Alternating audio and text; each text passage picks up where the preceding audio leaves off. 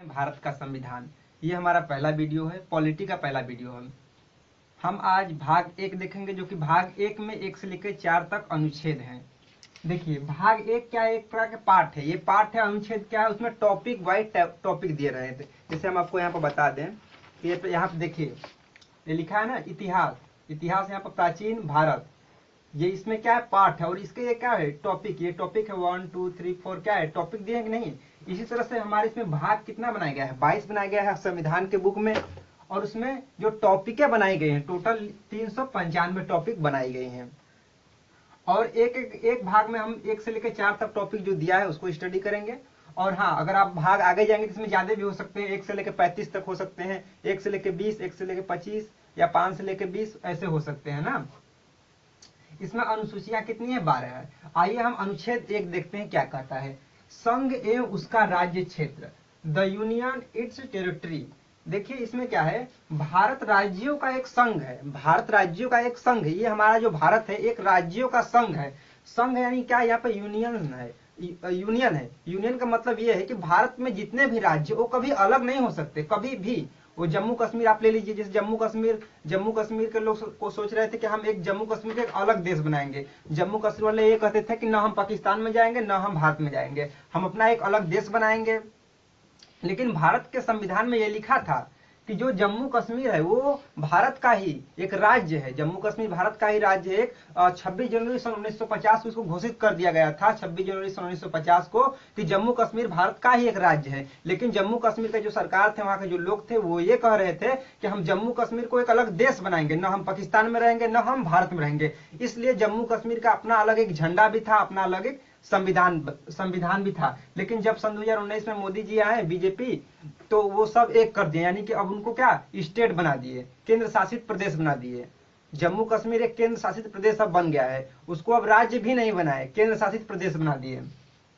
भारत राज्यों का संघ है, कोई भारत का कोई भी राज्य अलग नहीं हो सकता, कोई भी चाहे तो अलग देश नहीं बना सकता। दूसरा बात, राज्यों को पहली अनुसूची में रखा गया है। बी, राज्यों को पहली अनुसूची में रखा गया है। जिसे हम कैसे कहेंगे कि ये भारत का राज्य है, तो हम जब संविधान खोलेंगे उसमें अनुसूची जो खोलेंगे, 12 अनुसूचियां, पहला अनुसूची खोलेंगे, उसमें लिखा गया है कि भारत का कौन सा राज्य है और भारत में कितने केंद्र शासित प्रदेश हैं। वही तो राज्यों को पहली अनुसूची इंडिकेट करता है। जाओ अनुसूची में जाओ और देखो, उसमें लिखा गया है कि भारत में कितने राज्य। हम कैसे कह सकते हैं उत्तर प्रदेश हमारे इस भारत का एक राज्य है, कैसे कहेंगे। तो कहीं लिखा होना चाहिए। तो संविधान की पहली अनुसूची में लिखा गया है कि जो भारत है इनके इतने राज्य है, यानी इसमें 28 राज्य है। भारत में कितने राज्य है, 28 राज्य है और 8 केंद्र शासित प्रदेश है। यहाँ पर देख सकते हैं राज्यों की संख्या कितनी है, 28 है, और केंद्र शासित प्रदेशों की संख्या कितनी है, 8 है।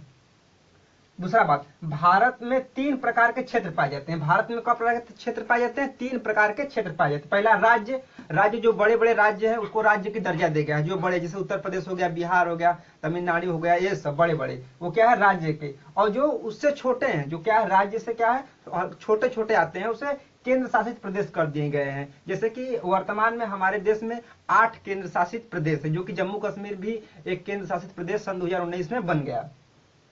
अर्जित क्षेत्र वह क्षेत्र होता है जैसे किसी युद्ध के दौरान, जैसे कि हम थोड़ा सा किसी दूसरे देश का जमीन या कब्जा कर लिए या हो गए उसमें हम, तो उसको अर्जित क्षेत्र में घोषित कर दिया जाता है। आप देख सकते हैं दिल्ली, अंडमान निकोबार, चंडीगढ़, दादर हवेली, पुडुचेरी, जम्मू कश्मीर, लक्षद्वीप, लद्दाख, ये सब क्या है, 8 केंद्र शासित प्रदेश हैं।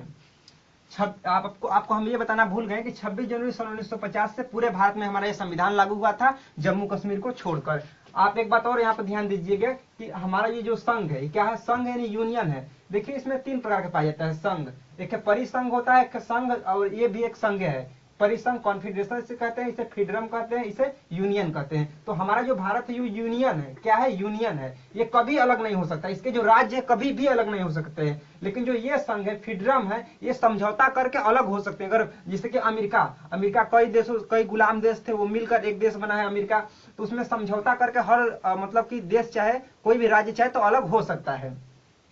देखिए अनुच्छेद हम 1 पढ़ लिया, अब 2 पढ़ेंगे। देखिए अनुच्छेद 2 क्या कहता है, सांसद चाहे तो कोई भी विदेशी राज्य है, आराम से समझिए ना, सांसद कोई भी विदेशी राज्य अगर वो भारत में मिलना चाहता तो सांसद आराम से चाहे तो उसे अपने देश में मिला सकती है और हमारे देश का एक राज्य एक हिस्सा बना सकती है। और हमारे देश में जितने भी नागरिक को सुविधा दी जाएगी उस राज्य के जो नागरिक रहेंगे उतने ही सुविधा उनको भी प्रोवाइड कर दिया जाएगा। सांसद चाहे तो किसी राज्य को भारत में मिला सकती है राष्ट्रपति के पूर्व अनुमति से। राष्ट्रपति को बस फोन कर दी, हे राष्ट्रपति जी जाते हम ना सिक्किम का मिला हुआ है भारत में, तो राष्ट्रपति वहां पर मना नहीं कर सकते। अगर मना करेंगे तो उनके ऊपर राष्ट्रीय वियोग लग जाएगा। राष्ट्रीय वियोग लगने का मतलब कि वो अपने पद से खत्म हो जाएंगे। राष्ट्रीय वियोग 3 लोग पर रखता है। देखिए, एक है सुप्रीम कोर्ट के जज के, हाई कोर्ट के जज के और यहाँ पर राष्ट्रपति के, इन 3 लोग पर बहुत खतरा रहता है सांसद द्वारा। तो क्या कहे, सांसद चाहे तो राज्यों को भारत में मिला सकती है, आसानी से भारत में मिला सकती है राष्ट्रपति के पूर्व अनुमति से। जैसे आप देखिए सिक्किम को मिलाया गया 16 मई 1975 को, इतने में तो वो आया। 16 मई 1975 को मिलाया गया सिक्किम, जो कि एक चाइना का सताया हुआ देश था। चाइना वाले इसे मार रहे थे और इसे लूट रहे थे, हड़प रहे थे, इसीलिए समझा कि हम भारत में रह गए। आज सिक्किम के जितने भी लोग हैं उन्हें भारत का संविधान का पालन भी करते हैं। भारत की जितनी सुविधाएं हैं गवर्नमेंट की तरफ से उनको भी दी जाती है और सिक्किम हमारे देश का 22वां राज्य बन गया। कब बना? 16 मई 1975 को बना। अनुच्छेद 3 क्या कहता है? अनुच्छेद 3 ये कहता है कि सांसद चाहे तो भारत को जितने भी भारत में 28 राज्य हैं वो 28 राज्यों का नाम चेंज कर सकता है और उसका सीमा भी चेंज कर सकता है। सीमा समझना है आपने, यहाँ सीमा चेंज कर, क्षेत्रफल चेंज कर सकता है। सीमा मतलब मान लीजिए कि उत्तर प्रदेश, देखिए यहाँ उत्तर प्रदेश है, इधर क्या है, बिहार है। तो अगर सांसद चाहे तो उत्तर प्रदेश इतना में उत्तर प्रदेश बना सकती है और बस खाली बिहार इतना में कर सकती है। ये सांसद कर सकता है। क्षेत्रफल भी चेंज कर सकता है। अगर सांसद चाहे तो उत्तर प्रदेश को, ये है उत्तर प्रदेश, यूपी यानी उत्तर प्रदेश को 2 भाग में भी बांट सकता है सांसद चाहे तो। ये अनुमति उसे है, उसे सांसद के पास पावर है। ये राष्ट्रपति के पूर्व अनुमति से, राष्ट्रपति से बस कहेंगे इसके बारे में और राष्ट्रपति मना नहीं कर सकते। उदाहरण के लिए देखिए, एमपी यानी मध्य प्रदेश से छत्तीसगढ़ टूटा 1 नवंबर सन 2000 में।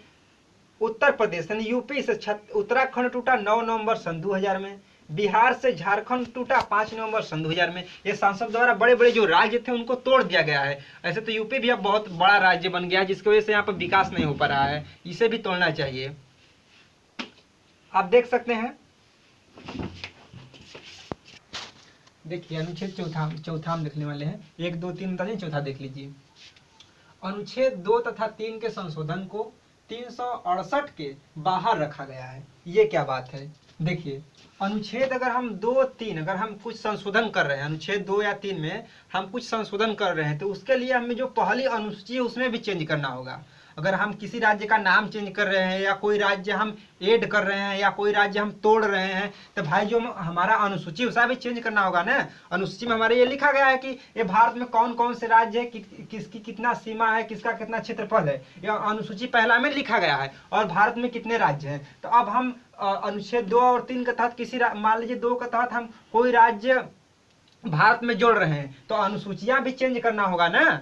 अनुसूची में हमारे जो 28 मान लीजिए इसमें 28 से एक ठो जोड़े तो कितना 29 करना होगा, तो अनुसूची भी हमको चेंज करना होगा। देखिए तीसरा क्या कहता है, हम अनुच्छेद 3 ये कहता है कि हम कोई राज्य को तोड़ सकते हैं। तो किसी राज्य की अगर सीमा तोड़ेंगे तो उसे अनुसूचियां भी चेंज करना होगा। अनुसूचियां चेंज करना होगा ना। जो अनुसूची 1 में लिखा गया है कि इतना सीमा भारत, इतना सीमा बिहार, यूपी, उत्तराखंड, ये सीमाएं जो बनाई गई है और उसमें लिखा गया है कि ये भारत का जो केंद्र शासित प्रदेश है, ये लिखा गया है ना, उसी में लिखा गया है।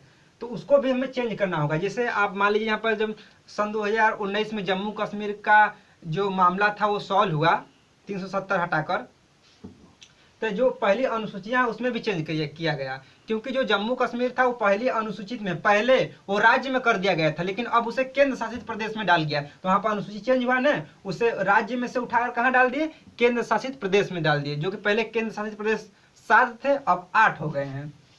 तो दूसरा, आप चौथा समझिए। और देश में सांसद की संख्या कितनी होती है? 542 सांसद होते हैं हमारे पूरे देश में ना, भारत में। राज्यों का नाम, सांसद को किसी राज्यों का नाम चेंज करना है या कोई विदेशी राज्य अपने में जोड़ना है या किसी राज्यों को तोड़ना है या इसको सीमा चेंज करना है, तो उसके लिए सांसद में वोट पड़ता है और उसके लिए आपको 50 यानी 50% वोट होना चाहिए। अगर आप तोड़ना चाहते हैं तो 50% आदमी आपसे सहमत होना चाहिए, यानी कि कितना है 542 संसद में से, यानी कि कितना हो गया 271 समथिंग, 271 के आपको वोट पड़ना चाहिए, तभी आप कोई किसी देश का राज्य सीमा नाम चेंज कर सकते हैं, तो उसका सीमा तोड़ सकते हैं, जोड़ सकते हैं। तो चलिए हम आशा करते हैं आपको ये वीडियो अच्छा लगा होगा।